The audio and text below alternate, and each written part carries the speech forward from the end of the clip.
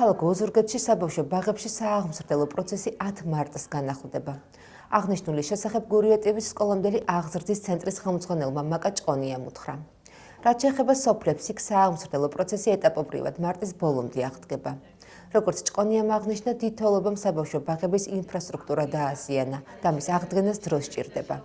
10 მარტიდან კი სააღმზრდელო პროცესი 44 ბაღიდან 14-ში განახლდება.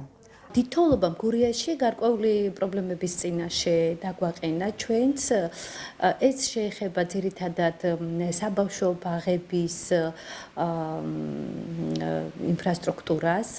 რამოდენიმე საბავშვო ბაღში წერტილოვნად დაზიანებულია სახურავი, უფრო მეტად დაზიანებულია საკვამურის მილები, ვთქვათ, საქვაბის მილები, ღობეები, დაზიანებული არის ფანჯრები საბავშვო ბაღებში. შესაბამისად მიმდინარეობს მონიტორინგის სამსახურის მიერ საჭიროებებისა და პრობლემების შესწავლა. საბავშვო ბაღებიდან ჩამოწერილი არის პროდუქტები, რომელიც საბავშვო ბაღებში იყო ამ ეტაპისთვის, სადაც არ იყო შუქები.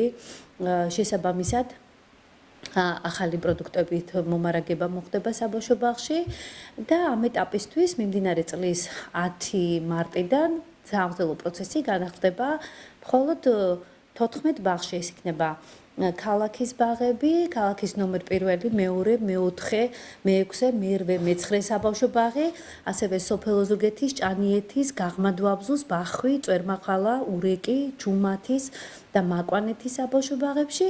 რაც შეეხება დანარჩენ ბაღებში, პრობლემების აღდგენისთანავე ეტაპობრივად სააღმზრდელო პროცესი აღდგება ყველა ბაღში. რამდენი ბაღია დარჩენილი, რომელიც არ იწყებს მუშაობას? სულ არის 44 საბავშვო ბაღი და ამ ეტაპისთვის, ორშაბათისთვის, ანუ 10-ისთვის განახლდება 14-ში და ეტაპობრივად განახლდება ყველა ბაღში გარკვეული დროის განმავლობაში.